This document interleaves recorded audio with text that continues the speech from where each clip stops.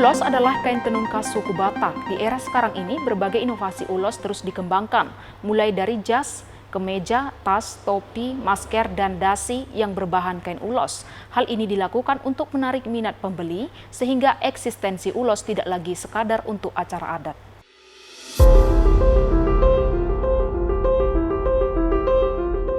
Beginilah suasana pembuatan ulos di salah satu kilang ulos yang berada di Kota Pematang Siantar. Kilang ulos bernama Kian Ulos ini sudah berdiri sejak tahun 1994. Berawal dari sekadar berdagang ulos hingga memproduksi ulos sendiri.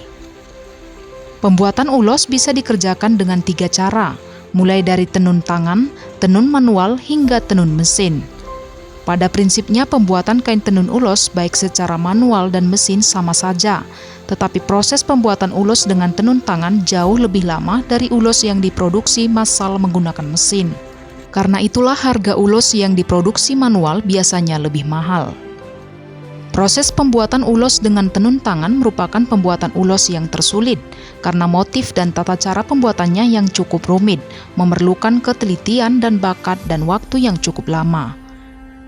Saat ini, pasar ulos terus meluas hingga ke luar negeri, seperti Malaysia, Singapura, hingga ke Madagaskar.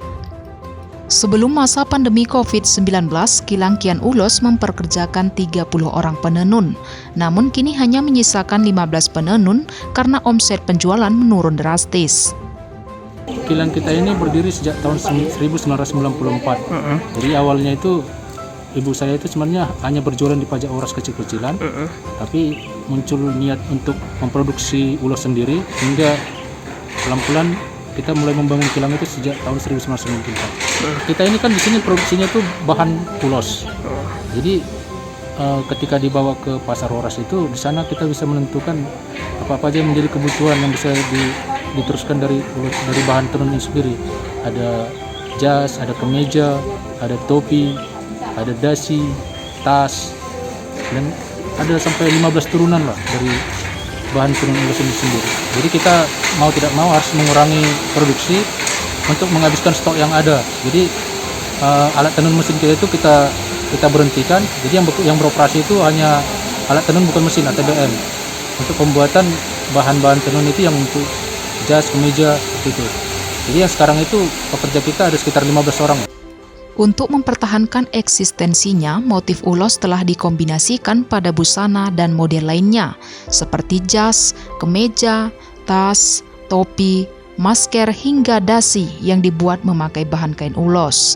Motivasi saya, setelah saya lihat keadaan ekonomi para penenun yang sangat memprihatinkan, beberapa penenun kita ibu rumah tangga sangat memprihatinkan ekonominya, karena mereka menenun satu ulos, untungnya hanya sedikit aja dalam 1 minggu menyetor hasil tenunnya. Timbul niat saya ingin mensejahterakan ekonomi mereka. Itulah motivasi saya, mensejahterakan ekonomi para penenun ibu-ibu rumah tangga. Karena kita ketahui Kota Pematang Siantar itu 50% home industri ibu rumah tangga.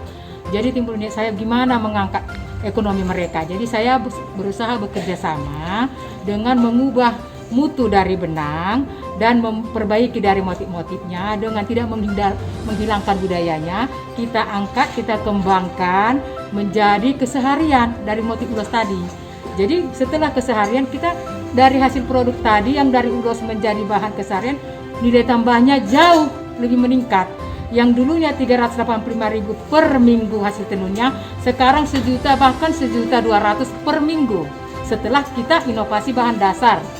Itulah pendapatan para ibu rumah tangga kita yang kita panggil untuk bekerja sama mengangkat produk lokal ini. Meski pandemi COVID-19 belum juga berakhir hingga saat ini, rumah produksi Kian Ulos mengaku tak henti-hentinya dalam menciptakan hal baru dalam usaha produksi ulos. Kian Ulos terus berinovasi dalam segi fashion dari setiap etnis suku.